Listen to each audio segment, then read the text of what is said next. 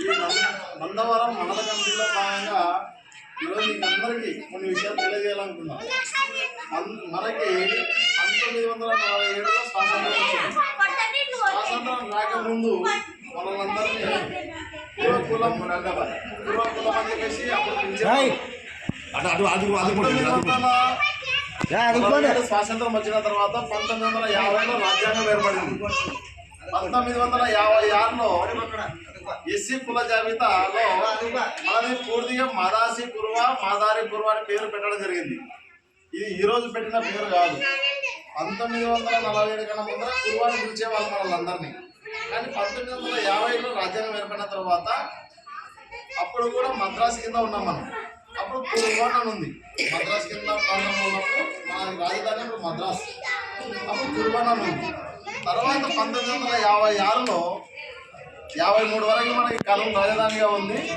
56లో తెలంగాణ ఆంధ్ర రెండు కలిపి 56లో ఆంధ్రప్రదేశ్ ఏర్పడింది. ఆంధ్రప్రదేశ్ ఏర్పడినప్పుడు మనల్ని మదాసి కురువ మదారి కురువ అని పెట్టారు. ఎందుకు మదాసి కురువ మదారి కురువ అని పెట్టినారు అంటే, మదాసి కురువ అంటే అదనామాలు మోడళ్ళు, మదారి కురువ అంటే నిలువునామాలు. మదారి కురువ నామదారులు, నామదారుని మదారి కురువ అని, మదాసి కురువ అంటే మోడళ్ళలోనే చేర్చిపెట్టారు. ఎప్పుడు పెట్టారు? 1956లోనే చేర్చిపెట్టారు. ఇది 1956 గజెట్, ఇండియా గజెట్. ఎవరైనా ఏమన్నా అంటే మీకు గజెట్లు ఉన్నాయా, మీది ఎస్సీలో చేర్చినారా, ఏమైనా జీవో ఉంది అంటారు. 1956లోనే చేర్చినారు. తర్వాత 1976 గజెట్ ఇది. 1976 గజెట్లో కూడా మార్పులు చేర్పులు, కొన్ని కులాలను తీసేయడం కొన్ని కులాలను పెట్టడం కూడా జరిగింది. అప్పుడు కూడా మదాసి కురువ అని చెప్పేసి ఎస్సీ లిస్ట్లోనే ఉంది. తర్వాత 1976 అయిపోయింది. 1985 వరకు కూడా మదాసి కురువ క్యాస్ట్ సర్టిఫికెట్లు ఇచ్చినారు మన వాళ్ళందరికీ కూడా. మదాసి కురువ అని ఇచ్చినారు. ఈడ మదాసి కురువ మాదారి కురువలనే కురువలు అంతర్భాగం. కురువ అనేది సపరేట్ కులం కాదు, మదాసి కురువ అనేది వేరే కులం కాదు. కురువలనే మదాసి కురువ మాదారి కురువ అని పెట్టినారు. కానీ ఆ విషయాలు మనకి ఎవరు చెప్పలే. మీ కులాన్ని ఎస్సీ లిస్ట్లో పెట్టినాము అని చెప్పేసి మనకి అధికారులు ఎవరు చెప్పలే. మా కులాన్ని ఏడబెట్టినారని మనం పోయి అడగలే.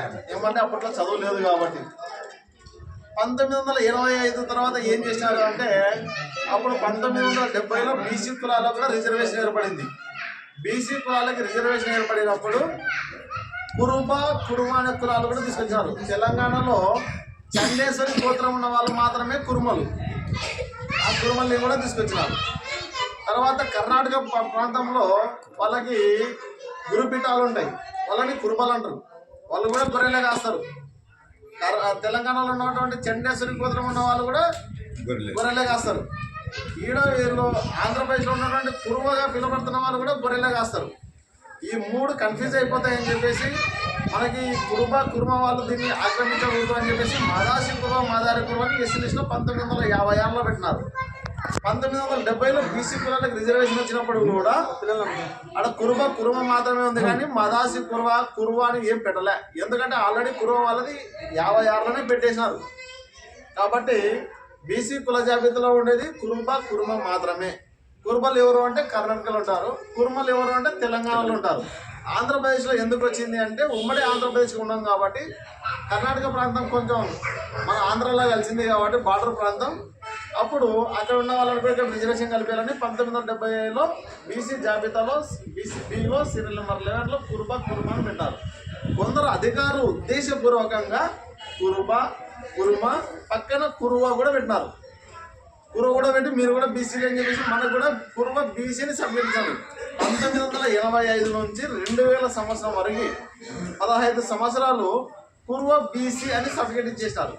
కురువ బీసీ అనేది బీసీ జాబితాలో ఉందంటే అధికారికంగా లేదు. కానీ అక్కడ ఉన్నటువంటి క్రిస్టియన్ అధికారులు కొందరు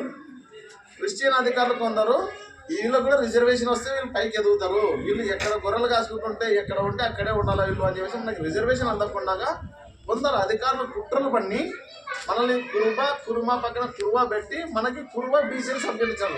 కురువ బీసీ అనేది బీసీ జాబితాలో లేదు. ఒక్క ఎంఆర్ కూడా సంతకం ఉన్నాయా? ఒక్క నిమిషం కురువ బీసీ అనేది బీసీ జాబితాలో లేకపోయినా ఇచ్చినారు. మళ్ళీ ఏం చేశారు అంటే 2000 సంవత్సరం నుంచి ఈరోజు 2026 సంవత్సరాలు కురుబ బీసీ అని ఇస్తున్నారు. ఫస్ట్ ఏమో నా దగ్గర ఉన్నాయి 3 రకాల సర్టిఫికేట్లు ఉన్నాయి. 3 రకాల సర్టిఫికేట్లు ఏమి అంటే, ఆయనకి ఫస్ట్ మదారి కురువ మల్లికార్జున అని చెప్పేసి ఈయనకి 1985లో మదాసి కురువానికి సర్టిఫికేట్ ఇచ్చినారు ఎంఆర్ఓ. తర్వాత 86లో కూడా మదాసి కురువ ఇచ్చినారు. 2010లో ఆయనకి కురువ బీసీ అని ఇచ్చినారు. మళ్ళీ ఆయనకి 2015లో కురుబ బీసీ అని ఇచ్చినారు. ఒకటే వ్యక్తికి 3 రకాల సర్టిఫికేట్లు కురుబ బీసీ అని ఇచ్చినారు. ఒకటే వ్యక్తికి 3 రకాల సర్టిఫికేట్లు ఇచ్చినారు. ఇన్ని రకాల సర్టిఫికేట్లు ఇచ్చినటువంటి అధికారుల పైన ఏం చర్యలు తీసుకుంటున్నారు? మనం కనుక ఎలా పోయి మాకు మదాస్ కురువ అంటే మన కురుబ బీసీ అని తీసుకున్నావు కదా, ఎలా మదాస్ కురువ వచ్చినా నీ మీద కేసు పెడుతుంది అంటూ. మనం 3 రకాల సర్టిఫికేట్ ఇచ్చినటువంటి ఎంఆర్ఓ మీద కేసులు లేవా? ఏమంటే వీళ్ళని అడుగుతూ లేరు. మనం ఇక్కడ నిద్రపోతే మన పిల్లలు కూడా ఇట్లా అన్యాయం జరుగుతుంది. కాబట్టి ఇప్పటికైనా కానీ మనము మీరు బీసీలుగా ఉన్న వాళ్ళు ఎస్సీలుగా రండి అని అడగలేము. మన పుట్టక ముందు నుంచి కూడా మన గొర్రెలు మేకలు కాసుకుంటూ ఊరికి దూరంగా సంచార జీవనం గడుపుతున్నాం. ఒక 6 నెలలు నీళ్ళున్న వర్షాలు పడినప్పుడు ఇక్కడ వర్షాలు ఎప్పుడైతే తగ్గిపోతాయో నీళ్ళున్న ప్రాంతానికి ఏడుగడ్డ ప్రాంతానికి వలసపోతారు. ఒక 6 నెలలు ఆడ గొర్రెలు మేకలు మేపుకుంటూ మళ్ళీ నెలకు 2 నెలలకు ఒకసారి భార్య పిల్లలు చూడడానికి ఇంటికి వస్తారు. సంచార జీవనం చేస్తున్నారు. కుటుంబాన్ని వదిలిపెట్టి అడవులనే జీవిస్తున్నారు. క్రూర మృగాలు, విష పురుగులు, క్రూర మృగాలు, దొంగల బారి చేతన అన్నిటికీ తెగించి అడవిలో ఉంటున్నారు. వీళ్ళ కుటుంబంలో కూడా వీళ్ళు కుటుంబాన్ని పోషించుకోవడం లేదని చెప్పేసి అంబేద్కర్ గుర్తించి వీళ్ళు సంచార జీవనం చేస్తున్నారు. వీళ్ళు వలసపోతున్నారు. వీళ్ళ దాంట్లో బెగ్గింగ్ అంటే గురవేయాలని చెప్పేసి భిక్షాటన కూడా చేస్తారు మన దాంట్లో. ఇట్లా 3 రకాల వీళ్ళు ఇబ్బందులు గురి చేస్తున్నారు. వీళ్ళకి రిజర్వేషన్ ఇచ్చి కుటుంబాలను కూడా కొంచెం ముందరకు తీసుకురావాలనే ఉద్దేశంతో మనకి 1956 రిజర్వేషన్ పెట్టారు అంబేద్కర్ గారు. కానీ మనకు తెలియక మనకు చెప్పేతలు లేక ఈ రోజు వరకు కూడా మనం పొందలేకపోతున్నాం. కాబట్టి ఇందువల్ల నేను చెప్పేది ఏమంటే, ఇప్పుడు కూడా చాలా చోట్ల సర్టిఫికేట్లు వస్తున్నాయి. మదాసి కురువానికి సర్టిఫికేట్లు అప్లై చేసుకునే వాళ్ళకి వస్తున్నాయి.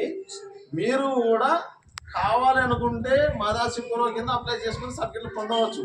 సర్టిఫికేట్లు పొందాలి అంటే ఎంఆర్ఓకి అప్లై చేస్తే మీ పెద్దలకి ఏమైనా ఉంటే తీసుకురండి అంటారు. మన పెద్దలకి లేవు కాబట్టి మనం లేవని చెప్తాం. తర్వాత మన కుల పెద్దలు ఆల్రెడీ కోర్టుకి వెళ్ళి సాధించుకున్న వాళ్ళు కూడా ఉన్నారు. దిబ్బనగంటి రంగన్న అని, ఎన్ వెంకటేశ్వర్ అని, భార్గవరాముడు అని చెప్పేసి, జగదీష్ కరణ్ అని చెప్పేసి చాలా మంది ఉన్నారు. ఇట్లా కోర్టుకి వెళ్ళి తెచ్చుకున్న వాళ్ళు కూడా. ఏమైనా కోర్టుకి వెళ్ళి తెచ్చి అంటే అవి మన కాడ ఉన్నాయి, అవి తీసుకుపోవచ్చు. కాబట్టి ఎంఆర్ఓ దగ్గర ఒక 3 నెలలు, కలెక్టర్ దగ్గర ఒక 3 నెలలు, గవర్నమెంట్ దగ్గర ఒక 3 నెలలు, కోర్టులో ఒక 3 నెలలు, ఒక సంవత్సరం రోజులలో మీకు ఖచ్చితంగా క్యాస్ట్ సర్టిఫికేట్ అయితే వస్తుంది. ఒకసారి మీకు కోర్టు నుంచి వచ్చింది అంటే తర్వాత ఎంఆర్ఓ కాదు, కలెక్టర్ కాదు, ఎవరు కూడా మీకు క్యాన్సిల్ చేయడానికి అవకాశం ఉండదు. కాబట్టి ప్రతి ఒక్కరు కూడా మీకు క్యాస్ట్ సర్టిఫికేట్ కావాలి అంటే మనకి ఇప్పుడు ఎంఆర్ఓ దగ్గర పోతే మన పెద్దలకు ఉంటే అవి చూపిస్తే ఇప్పుడు ఇచ్చేస్తారు. మన పెద్దలకు లేవు కాబట్టి కురువనే మదాసి కురువల్ని మదాసి కురువగా 1956లో పెట్టినారు. మదాసి కురువల్ని ఇప్పుడు కురువని పిలుస్తారు. షార్ట్కట్గా నారా చంద్రబాబు నాయుడిని అందరూ చంద్రబాబు అంటారు. ఎన్టీ రామారావు గారు నందమూరి తారక రామారావు అంటే అందరు రామారావు అని పిలుస్తారు. గాంధీ మహాత్ముని పేరు అందరు కొందరు గాంధీ అంటారు, కొందరు మహాత్మా గాంధీ అంటారు. అట్లా చాలా పేరు కూడా షార్ట్కట్గా ఉంటాయి. కొందరి పేరు చంద్రశేఖర్ అంటే కొందరు శేఖర్ అని పిలుస్తారు, కొందరు చంద్ర అని పిలుస్తారు. అట్లా మదాసి కురువాలని మదారి కురువాలని కురువ అని పిలుస్తారు. కురువ అనేది నాని పడిపోయింది కానీ మదాసి కురువ అనేది ఎవరు వినలే. పెళ్లిళ్ళు చేసుకునేటప్పుడు మాత్రమే మీరు మోటల్ కురువల, నామదార కురువలని అడుగుతున్నారు. ఈ విధంగా పూర్తి పేరు మోటల్లోని మదాసి కురువని, నామదారాన్ని మదారి కురువ అని పిలుస్తారు. సర్టిఫికేట్లు వస్తున్నాయి. కాలంలో అప్లై చేసుకోవచ్చు. వాటిని ఎట్లా చేసుకోవాలనుకున్న వాళ్ళు మీ గ్రామ కమిటీ ద్వారా, మండల కమిటీ ద్వారా మనం అప్లై చేద్దాము. ఈ విధంగా మనకి గవర్నమెంట్ జీవోలు ఉన్నాయి, గజెట్లు ఉన్నాయి, గ్యాస్ సర్టిఫికేట్లు ఉన్నాయి, కోర్టుకి వెళ్ళి గెలిచొచ్చిన వాళ్ళ సర్టిఫికేట్లు ఉన్నాయి. కాబట్టి మీరు ఎవరు టెన్షన్ పడాలి. ఇదే కాదు, మనం అందరం కలిసి ఉంటే మీరు బీసీ సర్టిఫికేట్ కావాలంటే బీసీ సర్టిఫికేట్ తీసుకురండి, మాదాసి కావాలంటే మాదాసి సర్టిఫికేట్ తీసుకురండి. మీరందరూ కలిసిమెలిసి ఉండండి. ఇట్లా కలిసిమెలిసి ఉండడం వల్ల కింద గ్రామంలో ఉన్నటువంటి వార్డు మెంబర్ గారి నుంచి ఎంపీ వరకు మన చూసినారు. మన ఎంపీ గారు ప్రతి ఊరికైతే రాలేకపోయినారు. కానీ కురువలకి ఎంపీ సీట్ ఇచ్చారన్నప్పుడు వైసీపీలో ఉన్నారు, టీడీపీలో ఉన్నారు, అందరూ కలిపి ఓట్లే కావాలంటే 1,10,000 మెజార్టీ వచ్చింది. 1,10,000 మెజార్టీ వచ్చింది. ఎంపీ గారు మీరు చూడాలి, మీరుని ఎంపీ చూడాలి. అయినా మా ఓన్కి వచ్చిందని చెప్పేసి అందరు గుద్దడం వల్ల 1,10,000 మెజార్టీ వచ్చింది.